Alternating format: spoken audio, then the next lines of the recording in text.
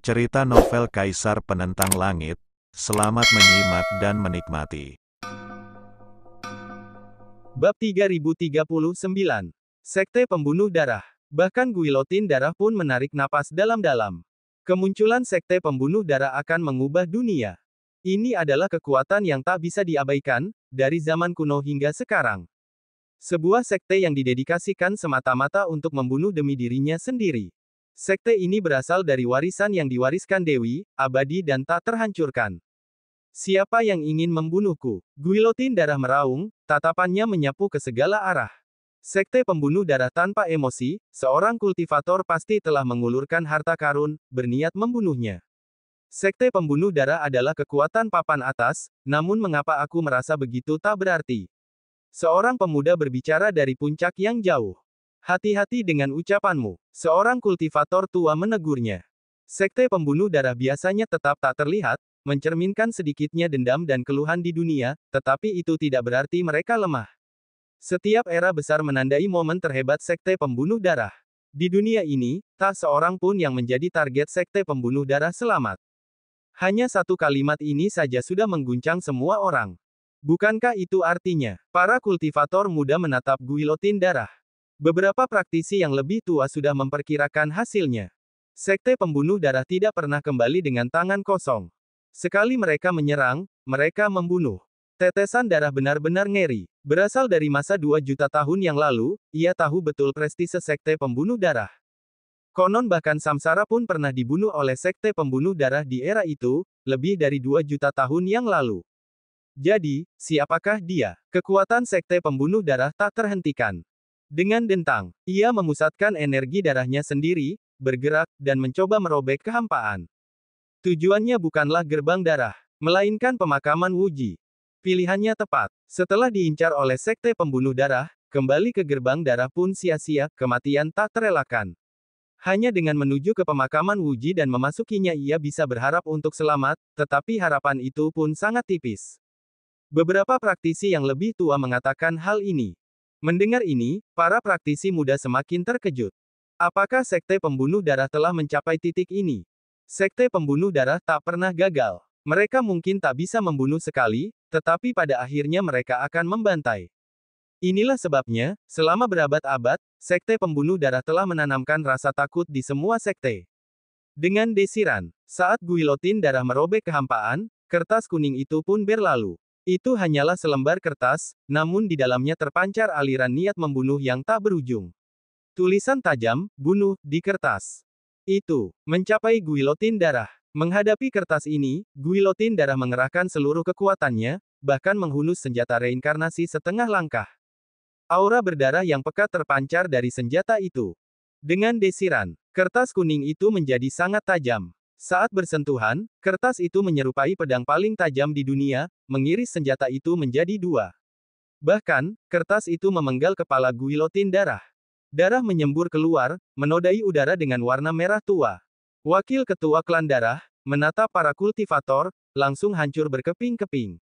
Ia adalah seorang kultivator reinkarnasi setengah langkah, namun tetap saja, ia terbunuh. Yang paling mengejutkan adalah kertas kuning itu terbang ke udara, menahan dua serangan guilotin terbang terhadap Lin Yan, tetapi hanya menyerang secara aktif sekali. Sekali, pasti terbunuh. Kekuatan macam apa ini?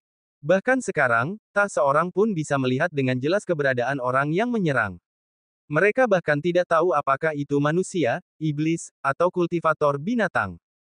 Sungguh luar biasa. Mengapa makhluk seperti itu mampu melawan serangan terhadap Lin Yan? Mungkinkah Lin Yan ada hubungannya dengan sekte pembunuh darah? Mustahil. Tak seorang pun di dunia ini yang mampu memimpin sekte pembunuh darah. Kecuali pemimpin sekte pembunuh darah, sekte itu telah tanpa pemimpin selama bertahun-tahun, dan Lin Yan masih muda. Bagaimana mungkin dialah orangnya? Mengingat hal ini, mungkin satu-satunya penjelasan adalah seseorang telah menggunakan harta karun berharga untuk mengeluarkan misi membunuh guilotin terbang dan melindungi Lin Yan. Ini tak terbantahkan. Karena sekte pembunuh darah telah menerima misi ini, mereka pasti tidak akan gagal. Pikiran ini mengejutkan semua kultivator. Nama sekte pembunuh darah langsung mengguncang semua kultivator. Dengan satu kekuatan, seseorang dapat memutuskan reinkarnasi setengah langkah. Berapa banyak kekuatan di dunia yang dapat melakukan ini? Ledakan. Pada saat ini, Lin Yan memfokuskan pikirannya, ia tahu siapa dalang serangan itu. Penatua Chen, sungguh menakjubkan. Reinkarnasi setengah langkah dapat dibunuh dengan satu goresan penanya. Kemudian, dengan tatapan tajamnya, Lin Yan terus mengaktifkan formasi pembunuh abadi. Formasi itu tak hanya memancarkan aura pembunuh, tetapi juga bergema dengan angin, awan, dan guntur, menebas para kultivator klan es dan klan darah dengan dahsyat.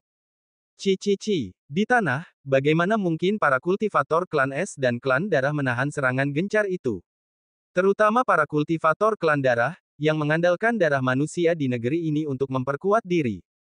Akibatnya, seluruh kekuatan darah ini memenuhi formasi pembunuh abadi, mencegahnya mengalir keluar dan bahkan diserap oleh mereka. Serangan formasi itu bahkan lebih dahsyat daripada serangan kaisar surgawi biasa. Bas! Para kultivator ini hanya bisa berkumpul, mengaktifkan kereta perang kuno mereka, rune berbintik-bintik mereka berkilauan, untuk bertahan. Tapi jelas mereka tidak bisa bertahan lama. Bunuh. Manusia, memanfaatkan kesempatan sempurna, langsung menyerang para kultivator klan es dan klan darah, membuat mereka kewalahan. Swoosh. Pada saat itu, di dalam klan es, kilatan cahaya menyambar, dan es serta salju berjatuhan dari langit. Seorang kaisar langit melancarkan serangannya, langsung menyerang Lin Yan. Di tangannya, sebuah harta karun kekaisaran berdengung, memancarkan kekuatan dahsyat seorang kaisar langit. Lingqi bergerak, menebas ke bawah. Pedang cahaya Qingling, yang membawa kekuatan dahsyat, menebas harta karun kekaisaran itu, menghancurkan rune di dalamnya. Lingqi bertindak sebagai penghalang. Namun kemudian, cahaya berdarah menyebar dari sisi lain. Bersamaan dengan itu, Kaisar Langit Klan Es beraksi, menunda Lingqi. Pada saat ini, kilatan dingin terpancar dari mata Lin Yan. Di dalam formasi pembunuhan abadi, sebuah kekuatan dahsyat muncul, melawan kekuatan ini. Kaisar Langit Klan Darah, yang memegang harta karun kuno, secara tak terduga mampu menahan kekuatan ini. Buka, Lin Yan berbicara, dan langsung terpisah, memperlihatkan dua Lin Yan. Salah satunya mengaktifkan formasi pembunuhan abadi untuk melawan Kaisar Langit Klan Darah. Yang satunya, memanfaatkan niat membunuh dari kekuatan langit dan bumi yang dahsyat, menyerbu ke bawah, menebas para kultivator klan darah klan es.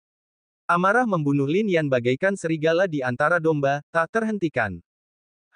Dengusan dingin menggema dari udara.